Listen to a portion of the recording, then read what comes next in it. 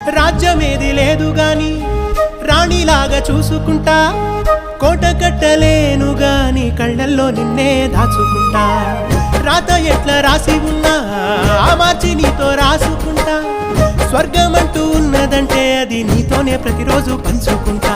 నిన్ను గన్నవి నాన్న కన్నా అల్లారు ముద్దుగా సాదుకుంటా. నీకు కోపం వస్తే కొంత దూరం ఉంటా, నువ్వు గీత గీస్తే నేను దాటనంటా.